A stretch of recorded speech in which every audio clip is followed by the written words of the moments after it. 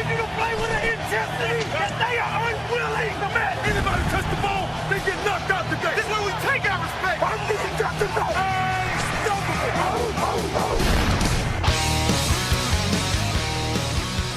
Bem-vindos ao podcast NFL Hoje. Meu nome é Gabriel Martins e aqui comigo hoje está o Frederico Maritan e também o Marco Túlio Baiman. Tudo bem, Fred? Tudo ótimo, Gabriel. Tudo bem também. Um salve especial para o Marco. Um dia quente, um podcast com muita coisa boa, porque a gente vai falar aqui de muitos assuntos interessantes e é muita coisa mesmo. Eu estou muito empolgado aqui com o podcast de hoje. É verdade. E aí, Marco? Tudo tranquilo? Tudo jóia. Depois dessa rodada eletrizante aí, uma semana que já começou quente, né? É verdade. A gente estava começando a gravar o podcast e saiu as notícias aí da reunião dos donos lá que está acontecendo na sede da NFL e surgiram algumas notícias aí de última hora sobre a possível mudança para Los Angeles. A gente vai falar mais pra frente, pode ficar tranquilo, e vamos falar também das últimas notícias dessa semana aí, como o Fred falou, semana agitada. Então não vamos enrolar muito não, vamos logo pro giro de notícias. Vontaze Burfict é suspenso por 3 jogos. Julian Edelman deve retornar aos Patriots e Steelers ainda terá que esperar por Big Ben e Antonio Brown. Confira as últimas notícias dos times que estão procurando um novo head coach. Rams e Chargers podem fazer parceria em estádio para mudarem para Los Angeles. Aí muitas notícias. Vamos começar aí acho que o pessoal que acompanha a NFL ficou bem feliz, a punição do Vontaze Burfict. A NFL não demorou muito para agir. No começo dessa semana, a liga já anunciou a suspensão de Vontaze Burfict por 3 jogos. O linebacker dos Bengals causou revolta ao dar uma pancada em Antonio Brown e deixou o recebedor como concussão. É verdade, aí foi um lance que repercutiu bastante, um jogo bem quente, né? A gente sabe que os nervos estavam à flor da pele entre Steelers e Bengals. Foi um jogo bem ríspido.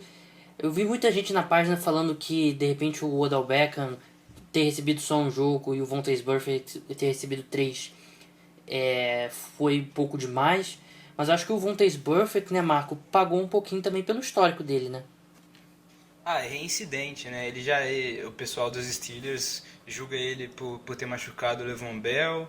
E não é a primeira vez que ele causa confusão, não só com os Steelers, né, mas em outros times aí, que eu não vou lembrar de cabeça agora, mas ele é um jogador, assim, sangue nos olhos, né, muito, muito excêntrico ali, gosta de trash talk, leva ele até as últimas consequências. E eu acho que foi uma punição de verdade, assim, eu acho que mereceu justamente por causa desse histórico dele. É verdade, eu acho que não tem espaço mais na NFL para esse tipo de lance que poderia ter machucado seriamente o Antonio Brown, machucou, né? Porque ele tá no protocolo de concussão, sofreu uma concussão. Eu acho que o que irrita também, né, Fred, não o Vontaze Burfict, mas o Pac-Man Jones dizendo que o Antonio Brown tava fingindo. Ele claramente ficou até um pouco desacordado ali naquele lance. Como que ele pode dizer que foi um fingimento do Antonio Brown, né? Isso é um fato revoltante, né? Parece que não aceitou a derrota ainda e tá tirando o foco da derrota para um acontecimento desse, porque claramente foi uma pancada muito suja. Eu mesmo fiquei assustado. Esse histórico do Vontaze Burfict, eu inclusive achei que foi até muito branda essa punição, porque ele já fez muito, muito pior. Essa temporada mesmo ele deu um lance parecido com o tight end Max Williams do Baltimore Ravens. Teve aquela confusão com o Ken Newton, com o Greg Olsen, ele torcendo o tornozelo, sabe, com a jogada parada. Eu achei até pouco, eu defendo até umas punições mais severas. Agora, olhando pelo lado do jogador, é um jogador que é um dos defensores muito bons, muito promissor, com a cabeça no lugar. Ele é um dos linebacks melhores na sua posição, mas ele precisa de acompanhamento, porque não está dando mais para ele levar suspensões, multas, e ainda vi uma notícia ainda que o Marvin Lewis ainda estava defendendo o jogador, então é revoltante até, chega a ser até patético uma coisa dessas. Então, eu acho que tinha que ter sido uma punição, inclusive, ainda mais rígida para ele. Eu senti também um pouco da punição do próprio Cincinnati Bengals, né? Porque não é a primeira vez que ele vem tendo esse tipo de comportamento. Esse tipo de comportamento dele vem desde a faculdade, causou ele não ser draftado, né? Ele foi assinou com os Bengals depois do draft, né, por causa desses problemas. Então, acho que é um jogador aí muito talentoso. Teve uma grande partida contra o Pittsburgh Steelers. Eu acho que se não tivesse acontecido aquele lance, a gente estaria falando aqui de uma forma diferente. Estaria falando do Vontaze Burfict como o melhor jogador em campo, mas infelizmente aí para a torcida do Cincinnati Bengals, ele acabou causando aí a derrota. Causou a derrota, né, por causa daqueles lances. Ele e o Pac-Man Jones. E lembrando que a gente está gravando aqui, mas se sair alguma atualização sobre a possível mudança para Los Angeles, né, como a gente falou no giro de notícias, a gente já vai atualizar vocês, porque tá acontecendo tudo muito rápido, né, saindo as notícias no Twitter, mas por enquanto vamos manter a estrutura do programa e vamos passar para a próxima notícia.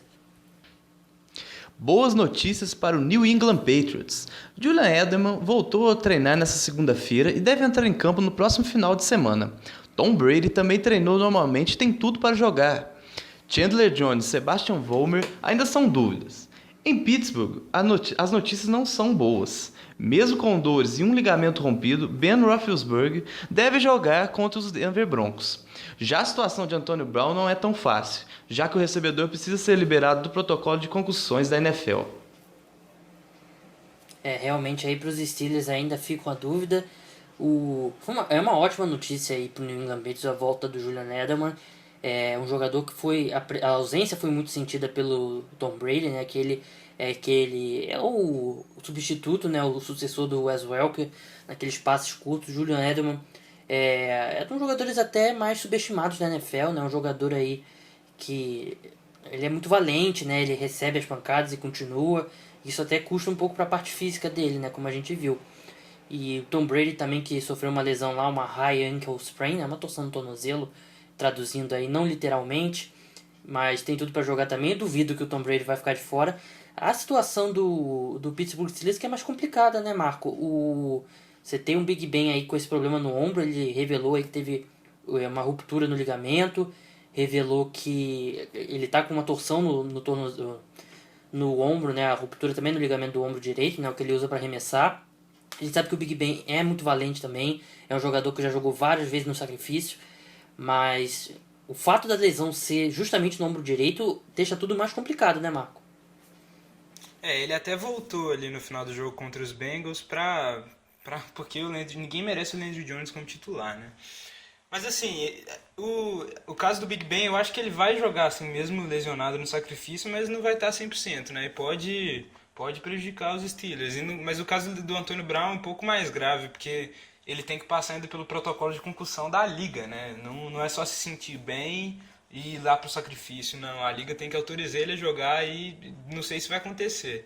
E lá dos Patriots, desde a semana 10 que o Edelman tá fora, né? E foi justamente depois que ele saiu que o Patriots caiu ali de... Já tava uma decrescente já, mas ele caiu, não conseguiu subir, né? Mas teve a contusão no pé e vai ser a primeira vez que, desde a semana 10, que o Brady vai jogar aí com o Gronkowski e Edelman. E tem tudo pra fazer total diferença nesse ataque, né, dos Patriots. Bem, vou ter que interromper rapidinho o Marco. A gente tentou aí manter a estrutura do programa, mas acho que é a notícia mais importante da noite. A gente tá gravando na noite dessa terça-feira e parece que é oficial, né? Não oficial porque a NFL ainda não veio pronunciar, mas vou avançar um pouquinho a nossa pauta. Parece que o St. Louis Rams vai se mudar mesmo para Los Angeles, vai voltar para Los Angeles. Realmente aí era o que todo mundo esperava, mas teve uma mudança aí, segundo a Julie Batista, né, que é uma das repórteres do site da NFL. Parece que vai ter a mudança os Rams estão certos lá em Inglewood, né, que é uma cidade ali na região de Los Angeles, né, digamos, como se fosse uma cidade próxima ali, né, faz divisa com, eu não sei o termo exato, eu sei que no Rio de Janeiro eu faria comparação, por exemplo, com Nova Iguaçu, com Duque de Caxias, que são cidades aí na Baixada, né, do Rio de Janeiro. E os Chargers têm a opção de se juntar a eles, parece que está bem próximo de bater o martelo quanto a isso. O dono dos Rams já tinha comprado lá uma terra, lá um terreno nessa região para fazer a mudança, isso já tem algum tempo. E eu acho que, claro que ainda falta a confirmação oficial, né? Mas acho que não vai ser muito diferente disso. O Oakland Raiders vai permanecer em Oakland.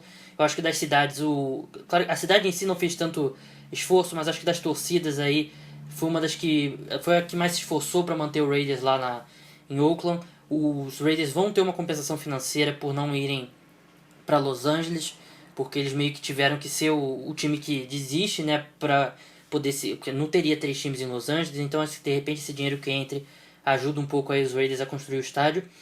Mas Fred, é uma confirmação, quer dizer, não é uma confirmação porque a NFL ainda não divulgou uma nota oficial, mas acho que a imprensa americana toda já dando, repórteres aí de respeito dando. E é uma confirmação do que a gente esperava, né? Rams em Los Angeles. E eu achei que foi uma solução legal. A NFL nesse ponto, eu acho que os donos da NFL nesse ponto, eles debatem bastante. Às vezes a gente reclama um pouco da demora.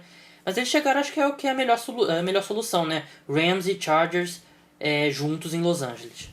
Sim, é o segundo mercado mais importante dos Estados Unidos, né?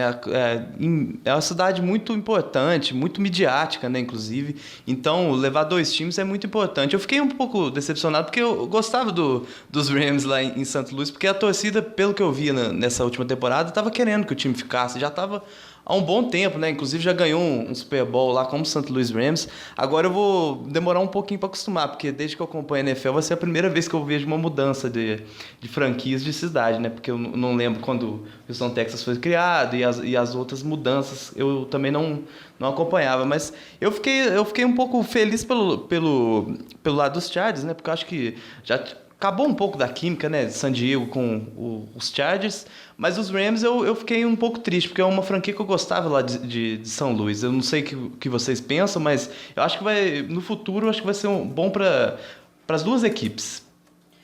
Só lembrando, a gente está recebendo essas notícias agora, né? Ainda não tem muita confirmação como que vai ser essa transição, né? Como é que vai ser esse período aí, porque a gente sabe que a temporada terminou agora para o St. Louis Rams e a gente sabe que não dá para construir um estádio em 6 meses para a próxima temporada. A gente tem que aguardar esses detalhes ainda aí de como vai acontecer. Só agradecer aí ao Zé que também está na cobertura aí da página, está lá de plantão enquanto a gente grava, ele passando aqui as informações. Lembrando que o St. Louis Rams parece certo, o St. Louis Rams estará em Los Angeles em breve, né? Como eu falei, faltam definir esses detalhes, mas o San Diego Chargers ainda não está definido, mas ele vai ter aí a oportunidade de se juntar aos Rams, e segundo os jornalistas aqui no Twitter, é o que vai acontecer. Eu acho que uma coisa interessante também que a gente tem que falar, Marco, é o impacto em campo, né? A gente vê essas mudanças assim, normalmente são complicadas para a franquia, né? Porque você tem que se mudar de uma cidade para outra, né? Às vezes esse período de transição pode ser difícil. A gente já viu, como o Fred falou, que ele nunca viu um time de expansão, né? Nenhum time que se mudou. Eu também nunca vi, desde que eu comecei a acompanhar a NFL. Vai ser a primeira vez. Tem 2 lados. Um é se adaptar ao novo estádio. Você, com certeza, no começo aí, de repente, falta aquela um pouco de química com a torcida no estádio e tudo mais. Mas ao mesmo tempo, eu acho que essas mudanças aí também podem ser positivas no sinal de motivar o elenco, né? Pô, você querer deixar uma boa primeira impressão para a cidade de Los Angeles, né? Uma cidade tão importante, uma cidade aí que muita gente não acha que não, mas é uma cidade esportiva, né? É uma cidade que gosta muito lá de USC, tem os Lakers que não estão tão bem, tem várias outras franquias, mas eu acho que o pessoal às vezes tem a impressão que Los Angeles não é uma cidade esportiva, mas eu vendo de longe, pelo menos, eu acho que é uma cidade esportiva sim. E interessante, né? Mas qual o impacto em campo que você espera ver, Marco? Olha, tem que ver o comportamento da torcida, né? Porque vai ser tudo novo aí, como você disse mesmo. Jogadores mudando de cidade, assim, de família, é muito complicado. No primeiro ano eu não sei se eles vão conseguir ir bem, porque o time também não é dos melhores, né? A defesa tá bem montado e tal, mas ainda não conseguiu engrenar. E o ataque tem que montar tudo do zero, praticamente. Não sei se eles vão bem, mas assim, é imprevisível você falar, porque cada um tem uma adaptação diferente, né? Então, tende a não dar química ao time, né? Mas não sei, mas eu acho que a maior cidade da Costa Oeste, né, Los Angeles, o maior mercado ali da Costa Oeste, precisa de um time. Já tem time aí nas ligas maiores aí dos outros modalidades esportivas lá dos Estados Unidos. A NFL não podia ficar de fora, né? Então tem que ver se vai ser só os Rams, os Chargers vão conseguir também, e esperar aí para acompanhar, vocês aí que estão ouvindo, acompanhar na página que nos próximos dias a gente deve ter novidade aí, notícia mais concreta para dar para vocês. Eu sinceramente, eu digo que eu ficaria muito surpreso se os Chargers não seguirem, porque não tem mais ambiente para eles permanecerem lá em San Diego.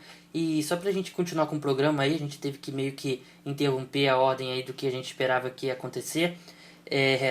Seria bom se os Chargers e os Rams se juntassem, né, o Fred?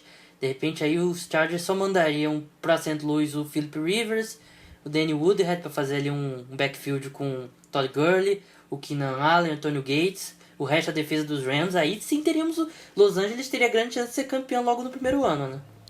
Com certeza, né? Seria uma fusão perfeita em todos os sentidos, né? Jogadores talentosos e para juntar com a base que tem, nossa, o St. Louis Rams seria fácil campeão do Super Bowl, já de cara.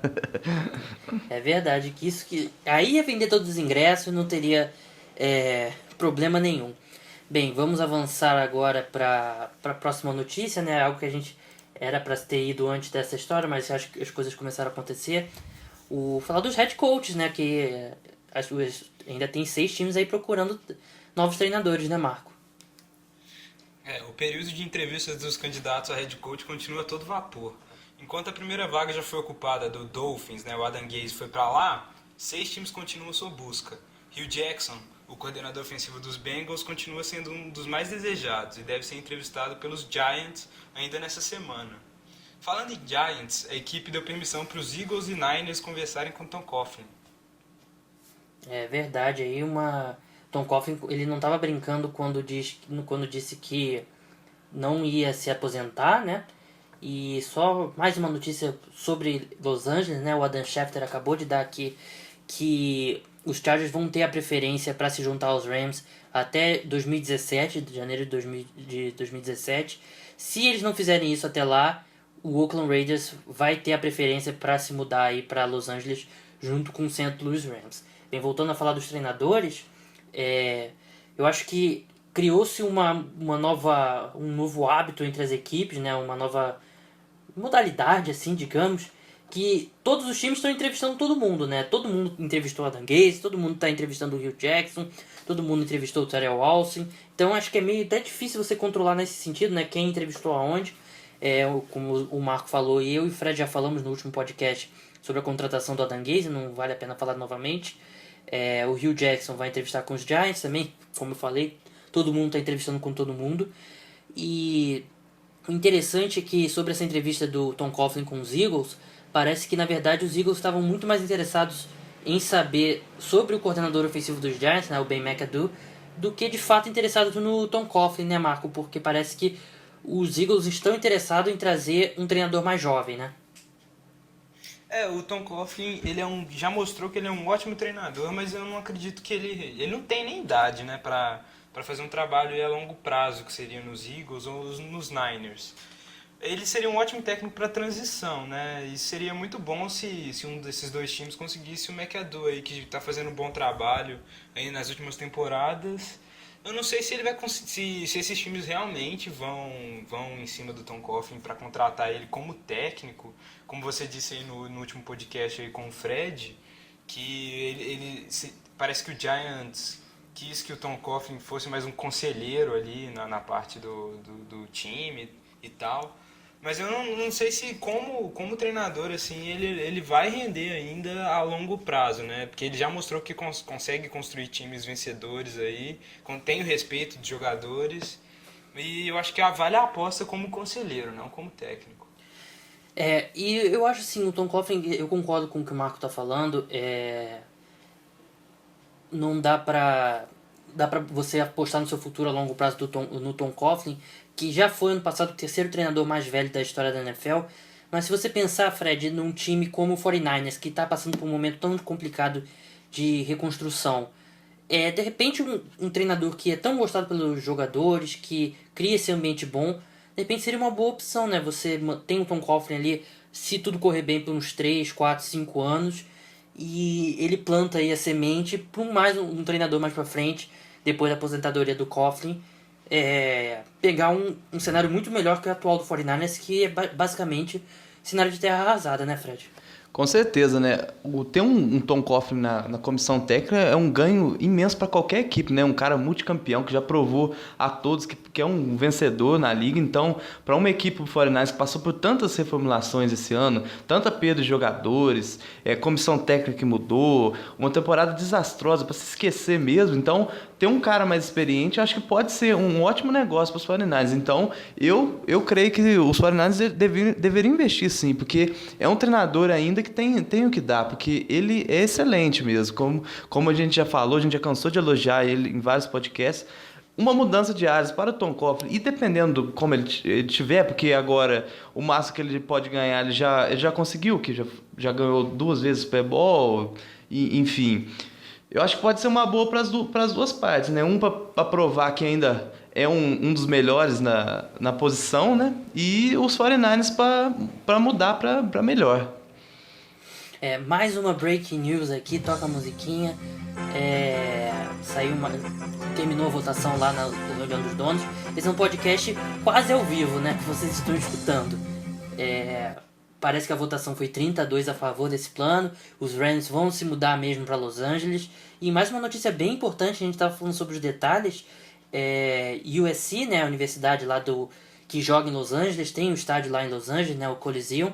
Eles autorizaram, né? Eles já disseram que podem receber sem problemas aí 2 times jogando no estádio dele, 2 times da NFL, já no próximo ano aí, até o término da construção do estádio, que seria aí por volta de 2017, né? Então seriam 2 temporadas com os 2 times, os Rams e os Chargers, dividindo o Coliseum com o USC, né? Então acho que aqueles detalhes que a gente estava esperando parece que estão se definindo.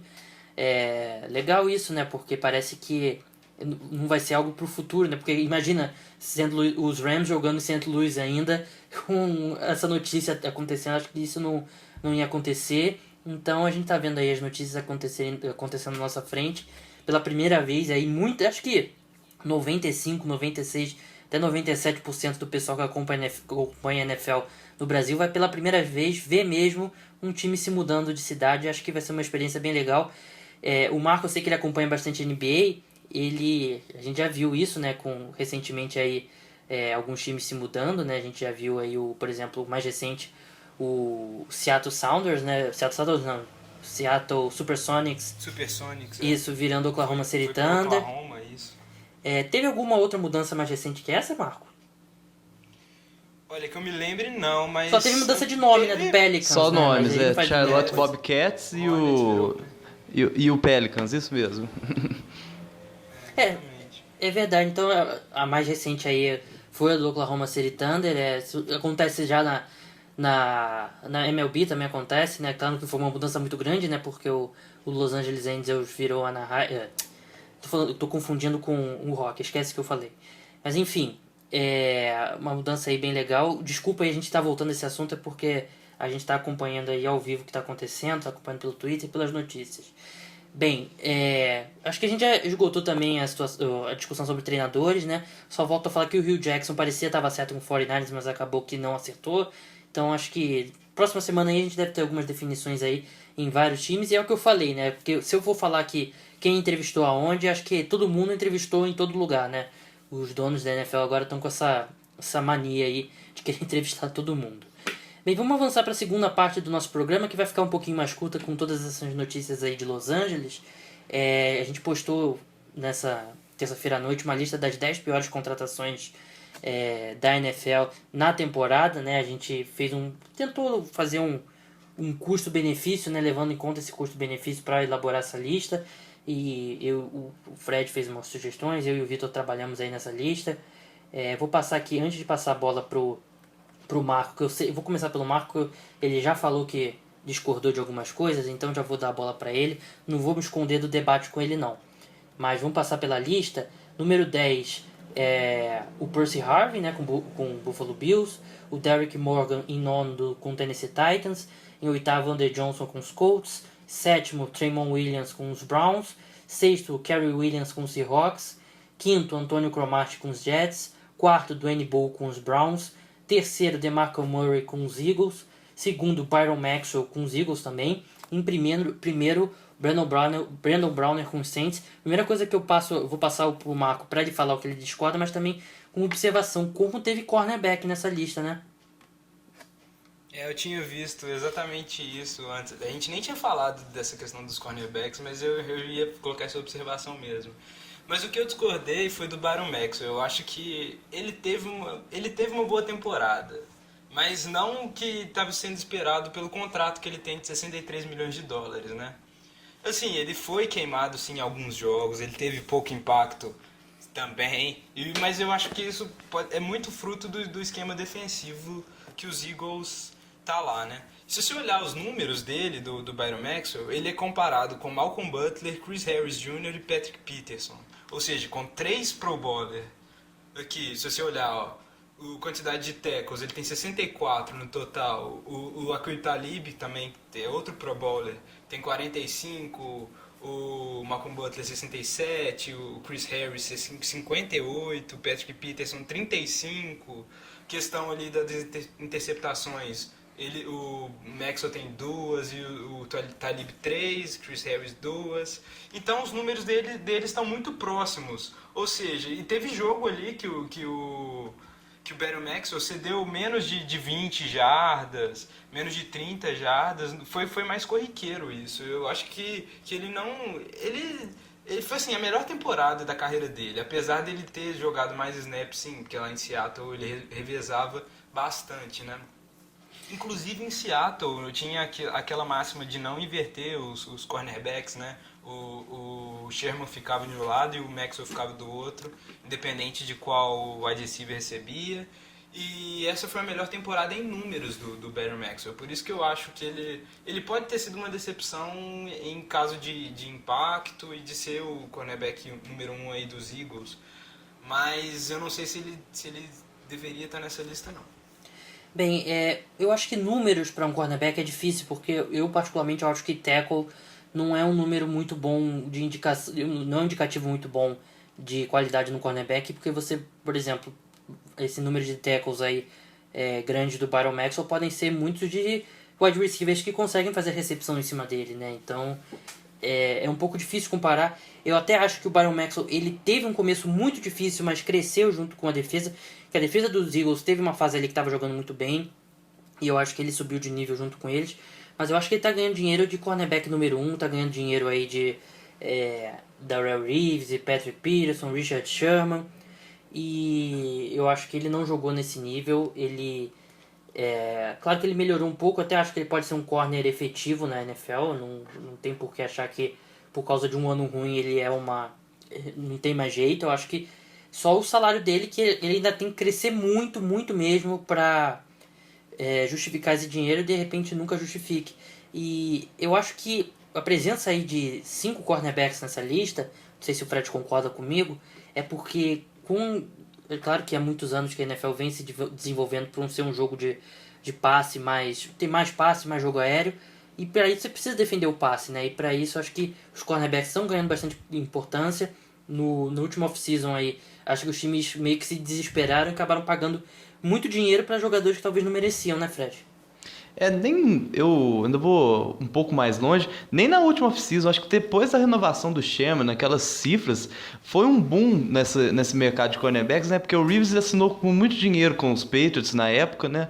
O Joey Hayden do Cleveland Browns também renovou por uma cifra enorme. Aí veio o Patrick Peterson, renovou por uma cifra ainda maior. Então, só isso que você falou procede totalmente, né? Como uma liga voltada totalmente para o passe, as equipes estão buscando um cornerback. Então, inclusive nos drafts também, são muitos cornerbacks selecionados nas primeiras rodadas. Então, é uma posição que está em alta, super valorizada, uma das mais importantes, inclusive, da NFL para mim. Assim, eu tenho até o meu ranking de aonde uma equipe deve gastar mais. O cornerback, para mim, é uma das primeiras posições. Então, isso explica um pouco, mas agora tem que justificar em campo, porque dessa lista que a gente fez e divulgou, muitos cornerbacks ganhando absurdos. Então, é uma posição que a gente tem que olhar com mais cuidado e ficar de olho mesmo, porque não dá para ficar desperdiçando tanto dinheiro assim. E da lista em geral, você concordou? Teve alguma coisa que você discordou dessa lista? Não, concordo inteiramente com a lista. Acho que todo mundo aqui... É difícil a gente apontar o número 1, mas foram grandes decepções essa lista, todas as 10, cara. Acho que é até difícil. Inclusive, eu só por o DeMarco Murray em primeiro, né? Porque de jogador ofensivo de 2014 a um fiasco, um contrato milionário lá na Filadélfia, ele acho que merecia uma posição ainda mais alta. Não sei se vocês concordam, mas ele ficou devendo demais. Eu acho que o DeMarco Murray, ele foi muito prejudicado, assim, claro que ele tem muita culpa também, mas eu acho que o que pesa um pouco ao favor dele aí, em relação do Byron Maxwell e o Brandon Browner, é que boa parte da culpa do desempenho dele ruim foi o esquema tático dos Eagles, né, Marco? Ele tava jogando lá em Dallas, ele jogava naquele esquema, né, norte-sul, que ele vinha atrás ali do quarterback. Agora nos Eagles ele tá jogando em pistol, né, ali do lado do quarterback. E isso, mas da mesma forma eu acho que não é uma justificativa para ele jogar mal, porque mesmo ele estando ali numa formação que ele não tá acostumado a jogar, tem jogo ali que ele terminou com 2 jardas, 3 jardas, esse número aí até calouro, é muito errado esse número para calouro até. E ele tá ganhando o dinheiro que ele tá ganhando, ele devia ali tá pelo menos tendo, mesmo sendo inconsistente, tendo o jogo ali de 100 jardas, 2 touchdowns, e eu acho que ele devia estar em primeiro aí nessa lista, até na frente aí do Brandon Brown, né? O Brandon Brown é porque eu acho que foi uma atrocidade o Brandon Brown em campo. Acho que eu nunca vi um jogador ter um ano tão ruim, e ele continuava no time mesmo jogando tão mal, né? Liderou a NFL em faltas, então eu bato o pé firme aí com o Brandon Brown em primeiro, e sei que quando o Vitor estava fazendo a lista comigo, ele também concordou comigo. Bem, foi isso, né? Nosso podcast bem agitado aí, com quase um programa ao vivo aí, com as notícias vindo a todo momento, só fazendo um balanço final. O Rams está em Los Angeles, vai ser o Los Angeles Rams a partir já de 2016. Os Chargers vão ter até 2017 para decidir se vão ou não junto com os Rams para Los Angeles. Enquanto o estádio não ficar pronto, eles vão jogar no estádio da Universidade de USC, né, os Trojans, né, uma das universidades mais tradicionais dos Estados Unidos. Foi quase um programa ao vivo hoje, né, Fred?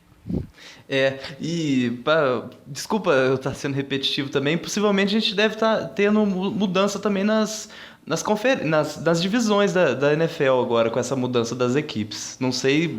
Eu particularmente eu já acho isso difícil, porque eu acho que agora os Rams em Los Angeles estão até mais perto de, por exemplo, de São Francisco do que estavam antes, quando eles estavam lá em Missouri. Eu acho que, mesmo o Chargers se mudando, também acho difícil, porque a gente... Era um tempo que... O Fred tem razão, se fosse um tempo atrás, é porque as divisões realmente eram da região do cada time. Então, a gente já viu aí muitas mudanças aí no mudarem de divisão, em vários esportes, e acho que os Rams nem os Chargers vão se mudar, porque... Por exemplo, os Rams eu acho que vão ficar mais perto. Não tem... Missouri é mais ou menos ali na região sul, né? Então eles vão ficar mais perto de Seattle, de São Francisco e dos Cardinals também. Então acho que faz até mais sentido eles em Los Angeles jogarem na NFC Oeste. E os Chargers também vão se mudar poucos quilômetros aí para Los Angeles. Eu acho que a NFL acho que já abandonou um pouquinho essa ideia de ser fechada ali geograficamente, como que fica cada divisão. Marco, obrigado pela presença aí. E foi um programa agitado, né? Foi um programa agitado, e o que vai vender de camisa do Aaron Donald e do Todd Gurley não vai ser brincadeira não, né? É verdade, isso se os Rams abraçarem, né, mesmo... Se Los Angeles abraçar mesmo os Rams, né? A gente nunca sabe. Los Angeles é uma cidade aí exigente, né? A gente sabe como é que é. Eles estão acostumados com o Los Angeles Lakers ganhando tudo. Claro que não é o passado, o presente do Lakers, mas eu aposto que é um povo bem exigente. Bem, meu nome é Gabriel Martins, você esteve comigo, com o Marco Túlio Baimer, com o Frederico Maritan. Na sexta-feira a gente volta com a prévia aí da segunda rodada dos playoffs da NFL. Até lá, tchau! Hey!